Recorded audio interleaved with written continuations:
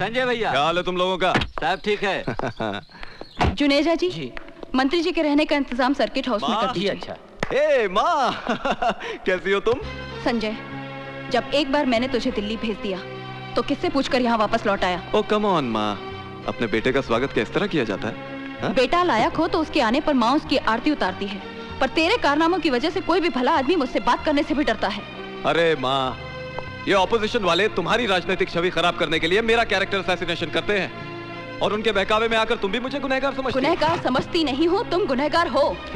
शास्त्री जी के बेटे पर अटेम्प्ट टू मर्डर हुआ, क्या उसमें तुम्हारा हाथ नहीं था?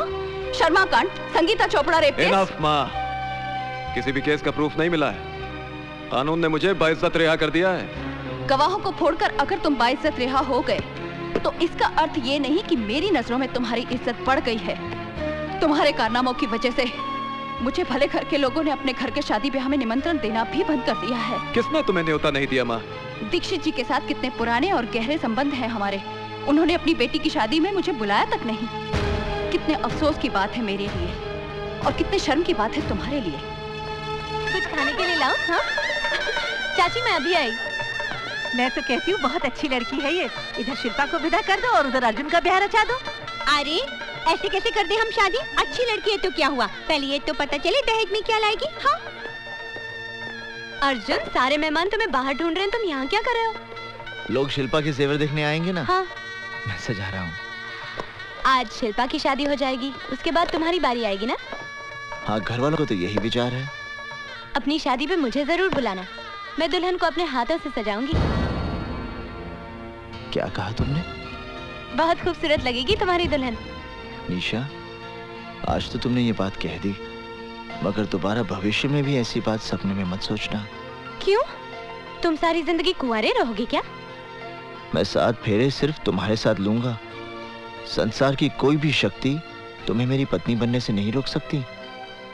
मैं मृत्यु को गले लगा लूंगा, पर तुम्हारे बिना जीना मेरे लिए असंभव है। अरे मैं तो मजाक कर रही थी, तुम सीरियस हो गए। मजाक में किसी की जान नहीं ली जाती निशा। अर्जुन, मेरे दिल में तुम्हारे लिए कितनी जगह है ये तो मैं ही जानती हूँ। आप लोगों का कार्यक्रम खत्म हो गया हो तो अर्जुन जी जाके बारातियों को खाना खिला दीजिए। जी। और सुन, तेरे पिताजी ने दहेज में क्या क्या बनाया? ये तो चांदी है, सोना नहीं बनाया। महाराज, रोटियां कहाँ हैं?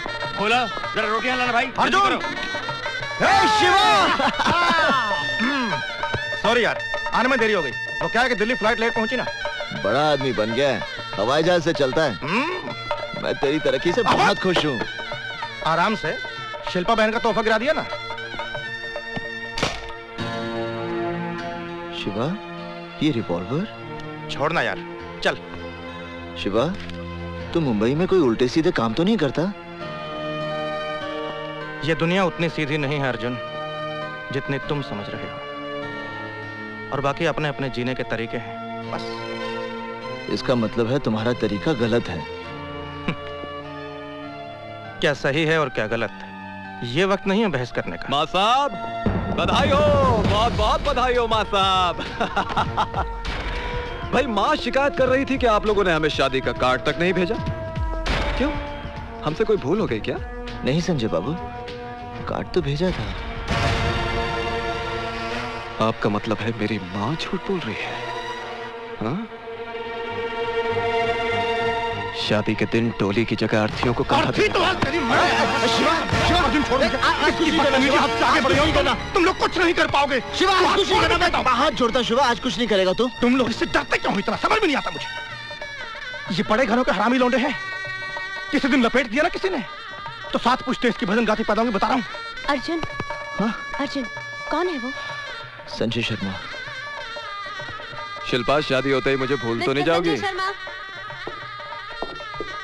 यस? आपने खुशी के मौके पर आकर काफी टेंशन पैदा कर दी। अब आप प्लीज यहाँ से चले जाइए। आप हैं कौन? आई एम निशा। ओहो, तो आप हैं निशा जी। भाई बिल्लू ने आपके बारे में बहुत कुछ बताया। मैं भी आपके बारे में बहुत कुछ जानती हूँ। अब आप ओके, लेकिन हम लोग फिर मिलेंगे। डेफिनेटली। चलो बे। निशा, क्यों तुम उस गुंडे के मुंह लग रही थी? Forget it. चला गया ना? आप लोग बैठ जाइए please.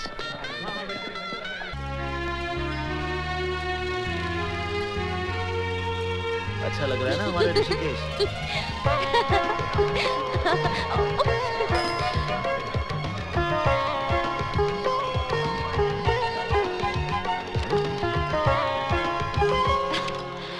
Wow, what a beautiful house. Beautiful architecture. Wow. Pranam. Lovely. Nisha ji, welcome to my house. Oh, तो ये शानदार घर आपका है मिस्टर संजय शर्मा? जी हाँ मैडम। आप जैसे कॉकरोच को तो किसी गंदी नाली में पैदा होना चाहिए था। कहाँ ऐसे आलीशान मकान में पैदा हो गए? कॉकरोच की मिसाल अच्छी दी आपने। जब पूरी दुनिया खत्म हो जाएगी तो सिर्फ कॉकरोच ही जिंदा रहेंगे और नाजायज बच्चे पैदा करते रहेंगे। Stupid. अरे आप खड़ी क्यों है? बैठिए ना, मैं नीचे आता हूँ। निशा, यहाँ क्या कर रही हो? चलो। अरे मगर सुनो। बेवकूफ लड़की, जानती है संजय शर्मा का घर है? अब मुझे क्या पता कि ये उसी का घर है। हाँ, मिला भी तो संजय शर्मा का घर मिला। चलो। माँ साहब 1 मिनट। आप इनकी साइकिल ले जाइए, मैं इनको अपनी गाड़ी में छोड़ दूंगा। चलिए मैडम, चलिए। अरे चलिए ना। मेरा हाथ छोड़िए। हाथ छोड़ने के लिए थोड़ी पकड़ा है। चलिए। संजय बाबू, आप क्यों जबरदस्ती कर रहे हैं? छोड़ दीजिए ना इनका हाथ। अच्छा। अबे ओ बिल्लू, अगर हमने इस कन्या का हाथ नहीं छोड़ा तो माँ साहब को बहुत गुस्सा आ जाएगा और वो हमें धक्का दे देंगे।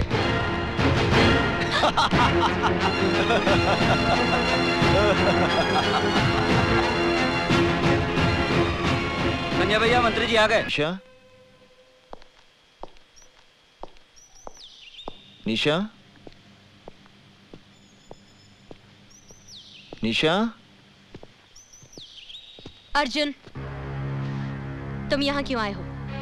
निशा, मैं जानता हूँ कि तुम मुझसे नाराज हो, मगर मेरी भी कोई मजबूरी थी और आज मैं वो बात। ना तुम बात करने लायक हो ना मुलाकात करने।